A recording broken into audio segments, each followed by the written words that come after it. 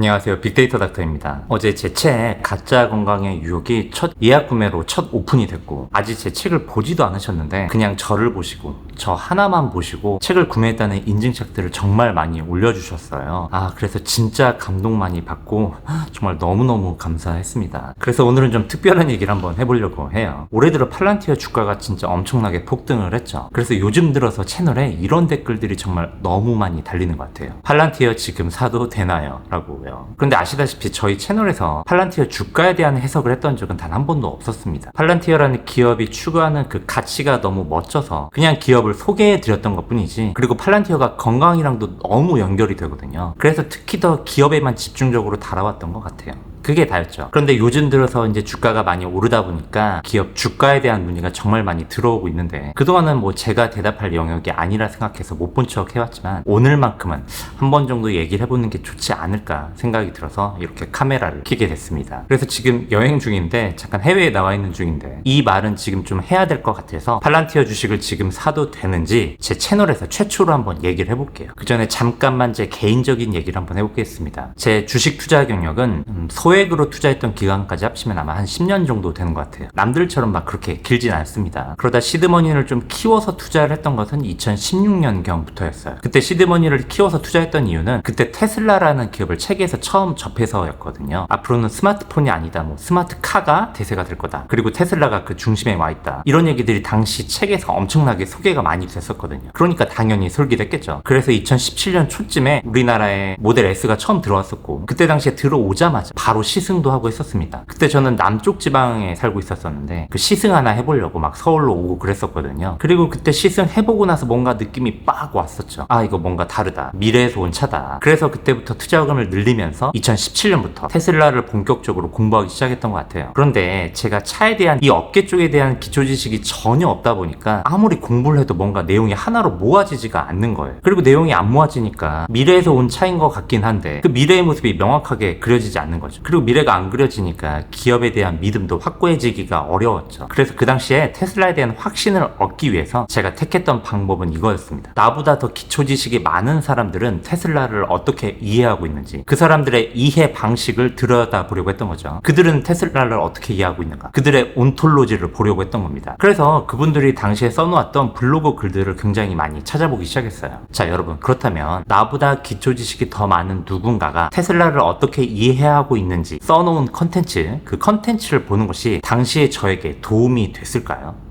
지식을 쌓는다는 면에서는 분명 도움은 됐는데 테슬라의 미래를 확신하는 데 있어서는 도움이 되질 않더라고요. 왜냐하면 그 사람들과 나의 기초 지식이 이미 너무 많은 차이가 있었으니까요. 그래서 그 사람들의 테슬라를 이해하는 방식이 머리로는 알겠는데 완벽하게 내 것으로 체득이 되질 않더라고요. 그러니까 이런 상황이랑 비슷한 거예요. 음식을 맛있게 만드는 법은 누구나 알 수 있습니다. 이미 레시피가 다 있으니까요. 많은 사람들이 이미 다 레시피들을 인터넷에 다 올려놨잖아요. 그래서 음식을 맛있게 만들려면 그 레시피를 보고 따라하기만 하면 됩니다. 그런데 그것은 그냥 지식을 아는 것이지 본질적으로 그 지식을 이해하고 있는 것은 아니란 말이에요. 이 단순한 알면서 이해의 단계까지 가기 위해서는 왜 이 음식과 이 음식이 조화가 잘 되는지, 궁극적으로는 화학적인 레벨까지 그 단계로 들어가야 되거든요. 그런데 그 지식이 이해 단계까지 가지 못하고 단순히 알매 단계에서 멈추게 되면 결국 이런 상황으로 흘러가게 됩니다. 그 지식을 내 것으로 완벽하게 체득하지 못했기 때문에 그 지식을 받아들이는 게 아니라 그 지식을 말하고 있는 그 사람의 주장을 받아들이게 돼요. 그 사람이 그렇게 생각하고 행동했다면 뭔가 이유가 있을 거야. 지식을 따르는 게 아니라 그 블로거분들, 그 사람들을 따르게 되는 거죠. 테슬라를 확신한 게 아니라 그 사람을 확신했던 겁니다. 그렇게 되니까 그 이후에는 이렇게 흘러가게 되더라고요. 테슬라를 완벽하게 이해하지 못한 상태에서 2019년을 맞이하게 됐고, 그때 당시가 테슬라가 가장 힘든 시기였었거든요. 일론 머스크가 막 상장 폐지도 고려하고 있다, 막 이런 트윗까지 올렸었단 말이에요. 그리고 그때 그분들, 그 블로거분들이 일론 머스크의 이 희한한 글을 보고 흔들려 하는 모습을 제가 본 거예요. 그리고 저는 지식이 단순 알매 단계에서 멈춰 있었기 때문에 저의 모든 판단의 기준이 지식의 이해가 아니라 그 사람들이었기 때문에 저는 당연히 큰 동요를 받을 수밖에 없었죠. 그래서 결국 저는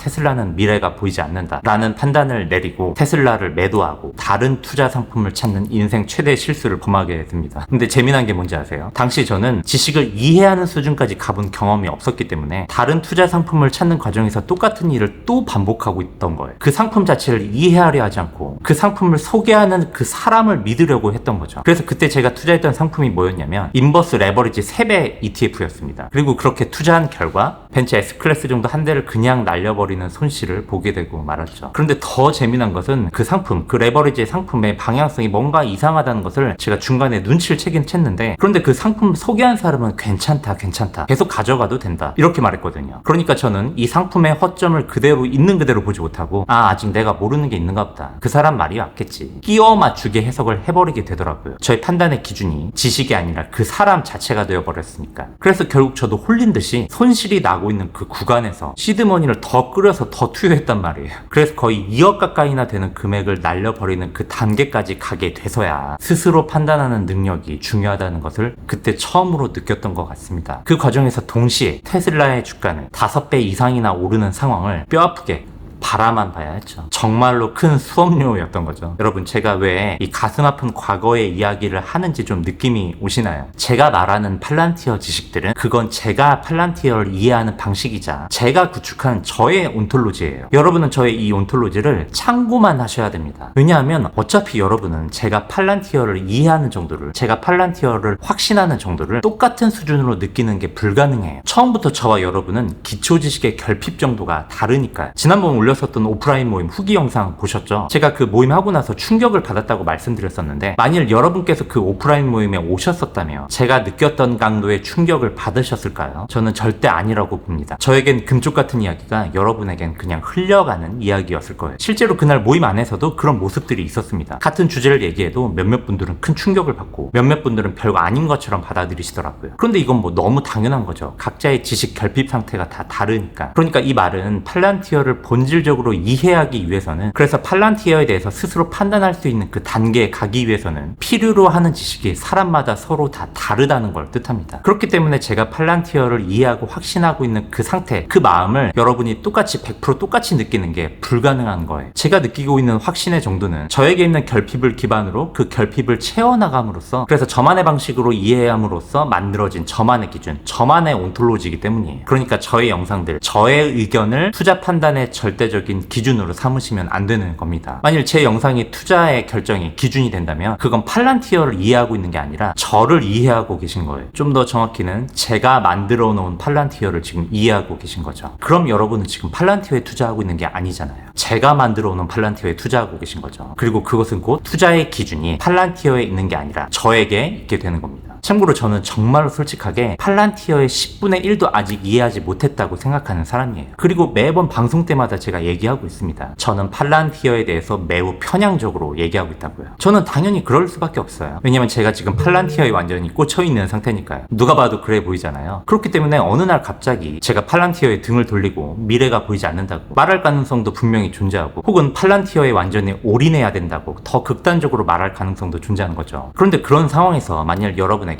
여러분만의 팔란티어가 구축이 되어 있지 않다면 여러분은 분명히 엄청나게 동요할 거예요. 그런데 정말 그런 연유들로 여러분이 동요가 된다면 그건 지금 팔란티어에 투자를 하고 있는 게 아니라 저의 생각에 투자하고 있다는 뜻이 되겠죠. 참고로 팔란티어의 최근 주가가 굉장히 과격하게 올랐잖아요. 그러면서 팔란티어 주식시장의 현혹들은 엄청나게 늘어나기 시작했습니다. 유튜브만 검색해봐도 여러분들을 동요시킬 만한 팔란티어 콘텐츠들이 엄청나게 많이 늘어나고 있다는 거 지금 보고 계시잖아요. 그렇기 때문에 앞으로 여러분은 팔란티어 주식 지금 사도 되는지 더 많이 저에게 물어보고 싶은 욕구가 생길 겁니다. 그런데 만일 저의 논조가 갑자기 바뀌었다거나 다른 유튜버분들의 논조가 갑자기 바뀌었다면 여러분은 어떻게 하시겠어요? 고점이니까 팔아야 된다고 네거티브로 나오거나 지금이 기회이니 더 올인해야 된다고 더 강력한 포지티브 상태가 된다면요. 잘 한번 생각해보세요. 최근 1, 2년 동안 변하고 있는 건 사람들의 주장일 뿐입니다. 변하지 않고 있는 건 팔란티어 뿐이에요. 그래서 늘 고민해야 되는 것 같아요. 내가 지금 팔란티어에 투자하고 있는지, 아니면 팔란티어를 설명하는 누군가의 생각에 투자하고 있는 건지. 후자라면 뭐 당연히 팔란티어에 투자하면 안 되겠죠. 겉보기에는 팔란티어에 투자하는 것 같지만 사실은 그 사람에게 투자하고 있는 거니까. 반대로 전자라면 팔란티어를 명확하게 이해해서 팔란티어에 투자하고 있는 사람들의 생각은 어떨까요? 그런 사람들이라면 지금 주식을 사도 되느냐에 대한 질문 자체를 하지 않을 겁니다. 왜냐하면 판단 기준이 이미 만들어진 상태이니까요. 그래서 자기 스스로가 이미 답을 알고 있는 상태일 테니까. 그래서 결론은 이렇습니다. 팔란티어 주식 지금 사도 되냐?